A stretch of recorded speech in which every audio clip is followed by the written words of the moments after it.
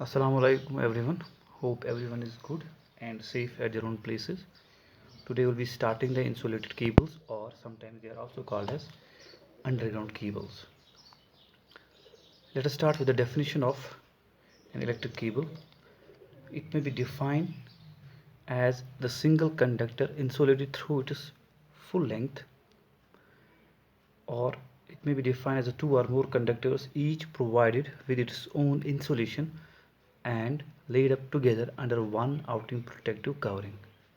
You might have seen the electric cable, or we can say a simple electric cable is a wire that we use in our daily life at our homes. That is actually a conductor which is covered with an insulation that acts as this protective covering, and sometimes it acts as an insulation as well. So we know that we have two types of transmission systems. One is the overhead transmission system, another is the underground cables system. And definitely there are advantages of one over another. We always try to go for the overhead transmission system, and in some cases where we don't have any option, we may go for the underground cables. We'll see why we go for the underground cables and what is the need of doing that. So these are actually used for the distribution of power where it is impracticable to make the use of overhead conductors like congested urban areas where right of way cost would be excessive. Sometimes we see that in an urban area where we don't get the path, or we can say the right of way for the transmission line. In those areas we don't have any option to go for the underground cables. The problem with the underground cable is that when we lay this underground cable, it results in the huge initial cost. That is the only deciding factor which actually discourages the use of the underground cable.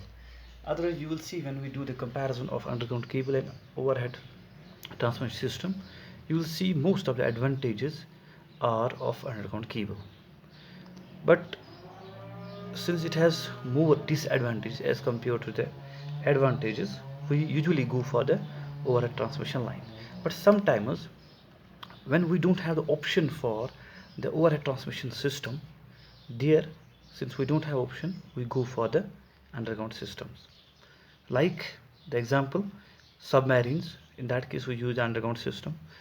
Crossings, railway yards, inside power station, and densely populated areas. These are some of the examples where we go for the underground cable system because we don't have the provision there to go for the overhead transmission system. Let us briefly discuss about the comparison of the two systems, that is overhead and underground system.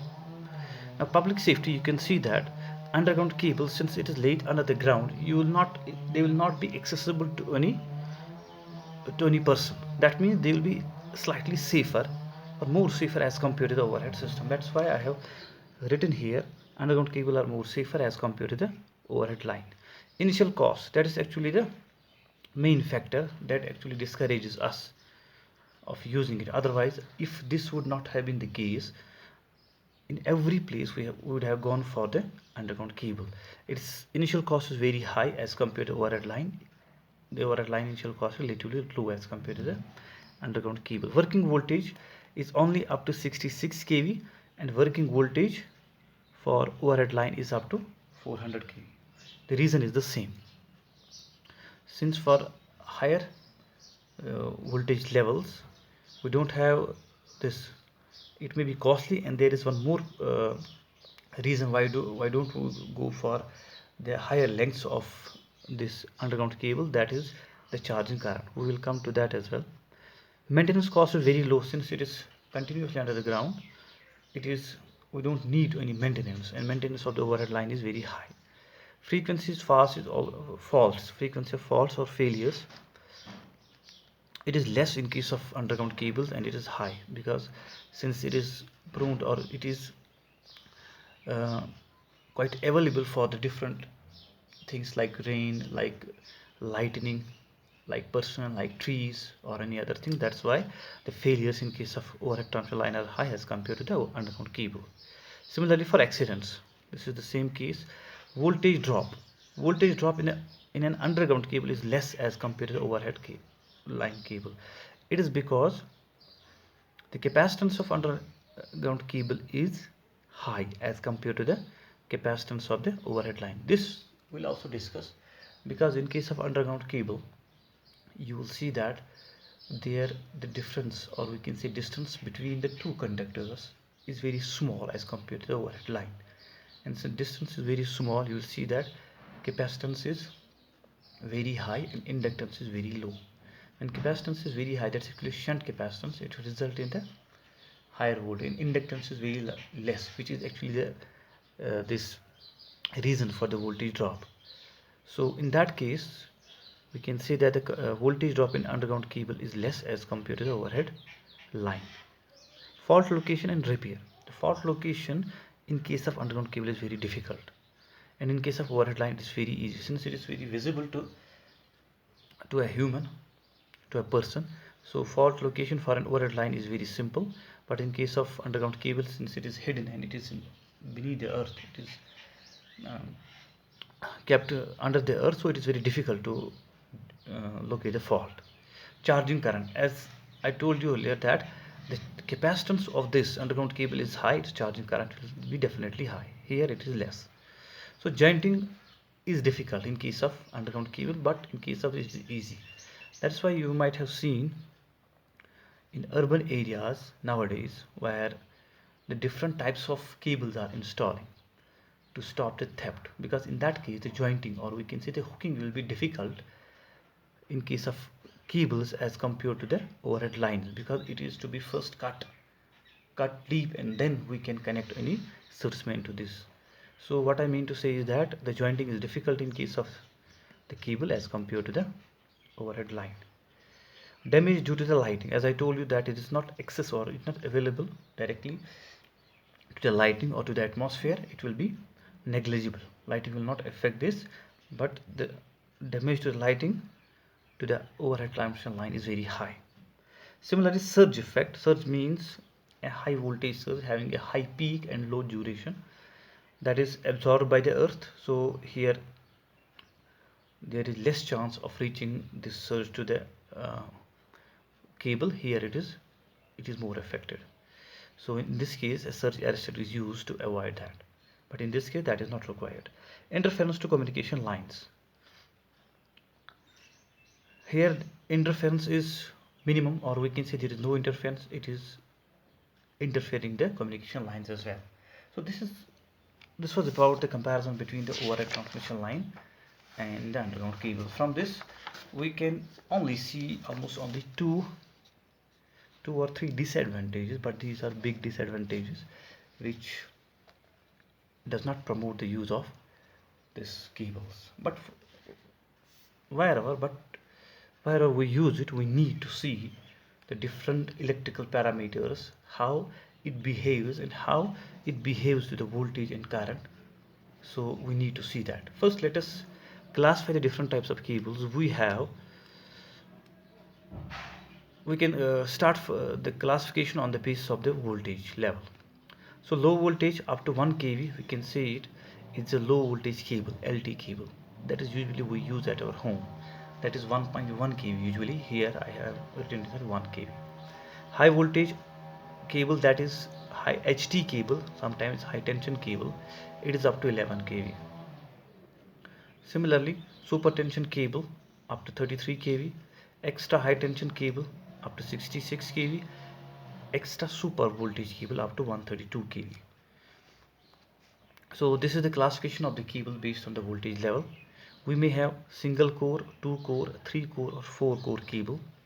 Okay, single core is the single conductor, 2 core where we can use single phase, one go and another return conductor, 3 core for 3 phase, and 4 core for 3 phase neutral return, 3 phase 4 wire system. For 3 phase system, either 3 single core cable or 1 3 core cable may be used. This is a different classification. But what actually cable construction is, how this cable is made, what are the different components that are in the cable. The first one is, that is the main part, that is the conductor. It may be made of aluminum or it may be made of copper. Mostly it is used of aluminum, but sometimes it may be made of aluminum. And on the aluminum conductor or copper conductor, we are using an insulation or dielectric. I will tell you why we are doing this. And then the sheath. As far as electrical properties are concerned, they are actually based on these three things, that is aluminum conductor, insulation and the sheath, because this sheath is usually kept as the earth's potential.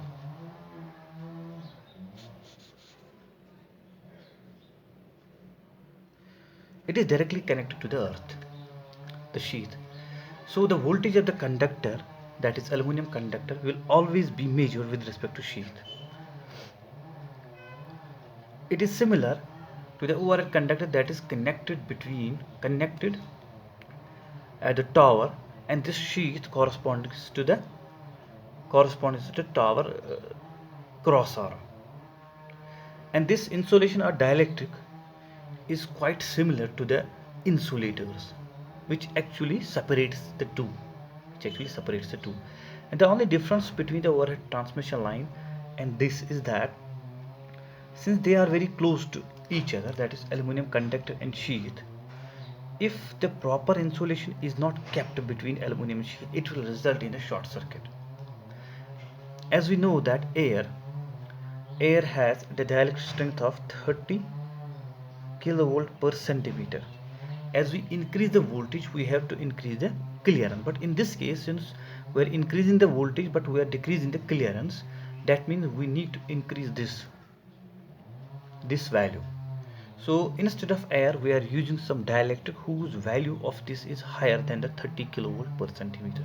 You will see we have different types of dielectrics or insulation whose dielectric strength will be more than that of this 30 kilovolt per centimeter, that accommodates this, so that it will stop this sheath coming in direct contact with the aluminum, because they are very close proximity to each other.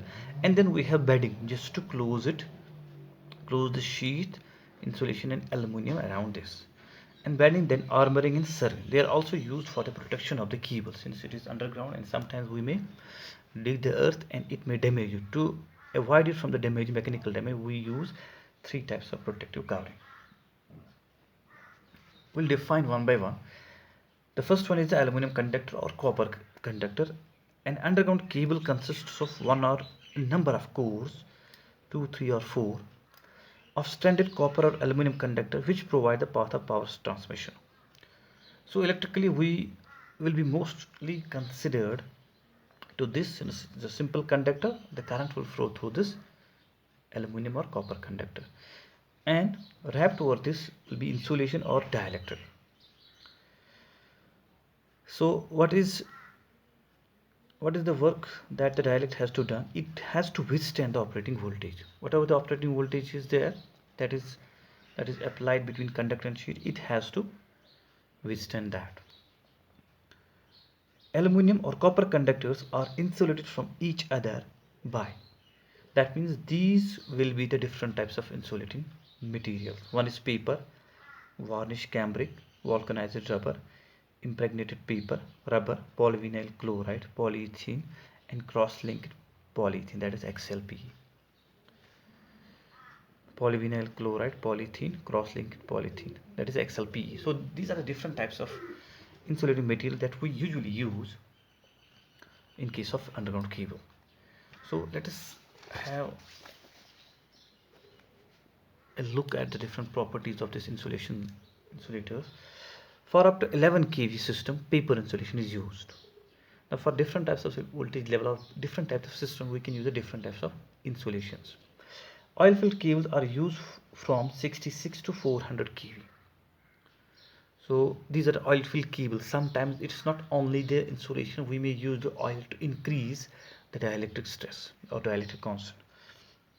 Oil is used as insulating material. Oil is used to avoid the void formation, because when void formation occurs in an insulator, you will see that void means there is air, and air has a dielectric strength of 30 kilovolt per centimeter. That means it will decrease, the overall dielectric strength of the system will decrease. That's why in that case we use oil, so that this void formation is avoided so that the dielectric strength remains intact. Gas filled cables are used from 132 to 500 kV. Sometimes we may use the gas in this in cable just to increase the dielectric strength. They have the better heat dissipation by natural convection of the air.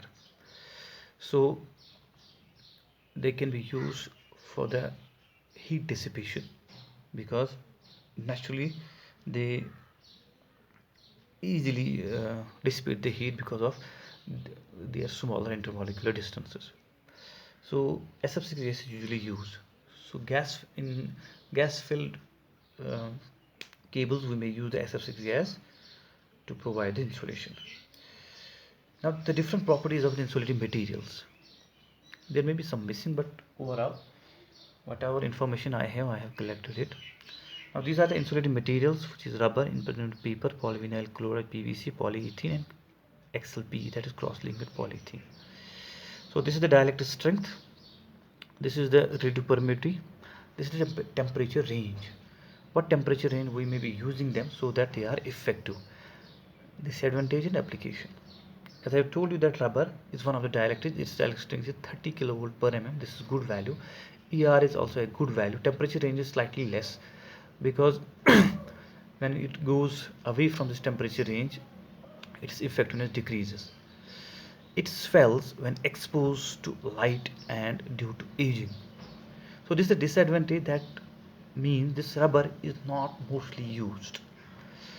But since it is an insulator, this can be used, and it has got some good properties under the temperature range of 60 to 70 degrees centigrade. Now impregnated paper, it has the same dielectric strength. ER is unknown. It can be used up to 95 degrees centigrade. So it has got also a good properties, but its disadvantage is hygroscopy. That means it absorbs the moisture, which is very hazardous, or we can say disadvantageous for the insulation. So it is practically used for the low voltage system. Up to low voltage it can be used. Similarly, polyvinyl chloride, its dielectric strength is 17 kilovolt per mm. Its relative permittivity is 5. Temperature range is up to 75 degrees centigrade. So it can be used industries, light and power installations. Okay.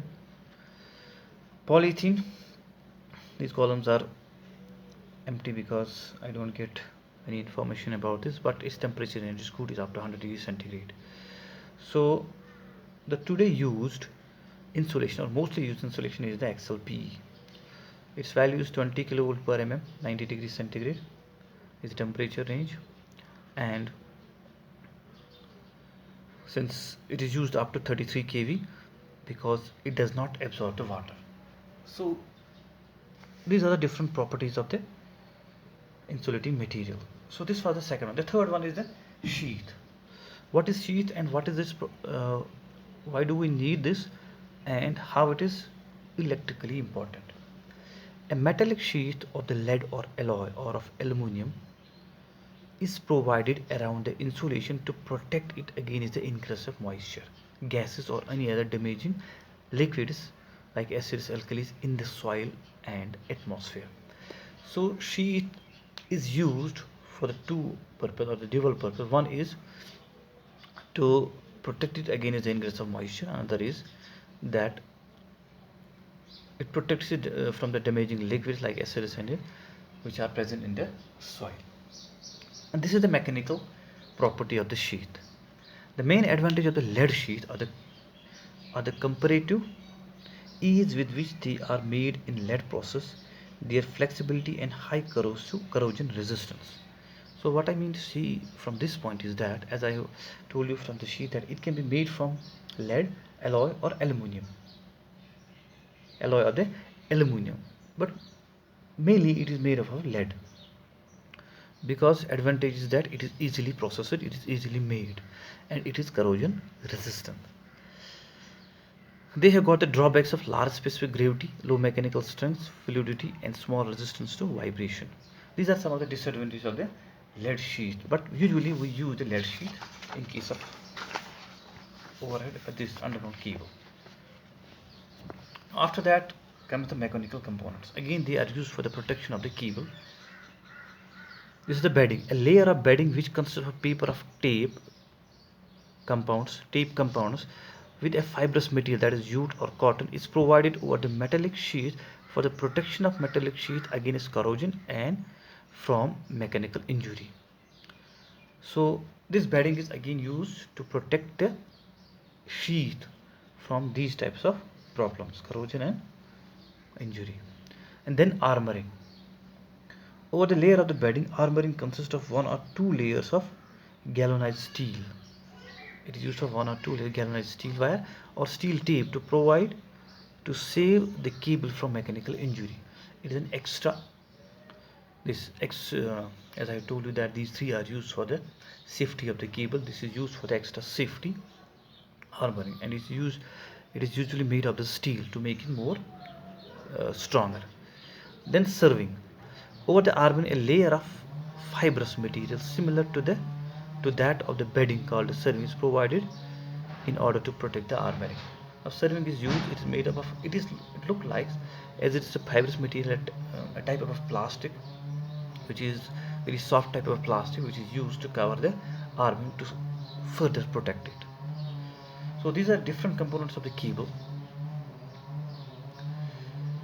Single core cables for AC systems are not provided with armoring because eddy currents induced in steel armoring cause additional power losses. In such cables, mechanical protection is provided by the plastic wrap. So in this case, what is the difference between single phase and three phase? Why don't we use them in the this single phase? And why do we use them in the three phase? Because in case of three phase, we have the three currents which are out of phase the 120 degrees. The net current will be equal to 0. So net flux or net induced voltage in the armoring will be 0. In that case, there will be no eddy currents in the armor. But in case of single phase, there will be eddy current which results in the extra loss. To avoid that loss, we don't use armoring in this. We use a simple plastic covering or plastic wrap words. This was about the different parts of the underground cable. Now let's try to make this cable. Let's say this is an aluminum or copper conductor. I may use it like this.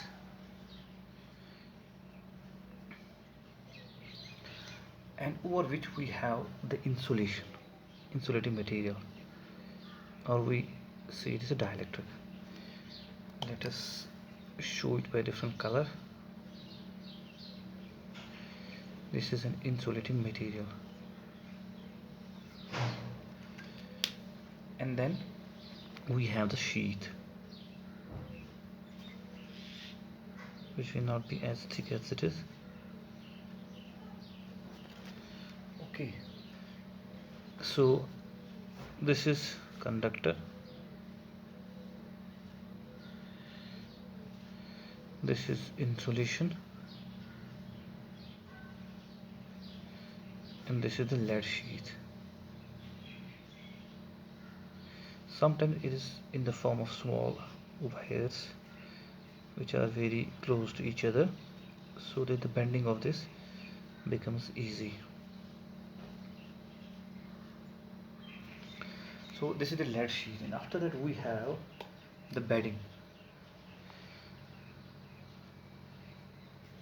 That will be also like this, just to make you a little bit aware of how different things are. This will be its bedding.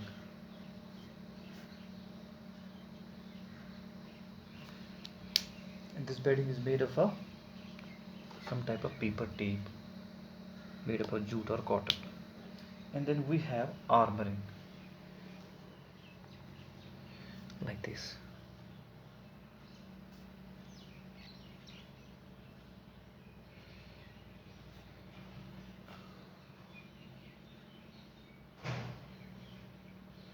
This armoring is made up of the steel, galvanized steel.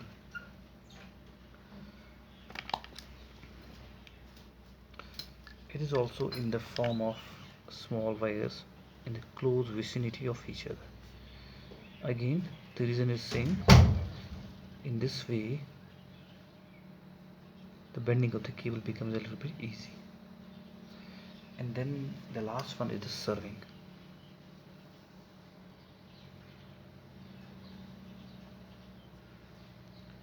So this is a fibrous material similar to that of bedding, so it is used to protect it against the moisture. So this is all about the cable construction, and in the next class we'll see the different electrical parameters of the cable. Hope you have understood all. If not, please let me know.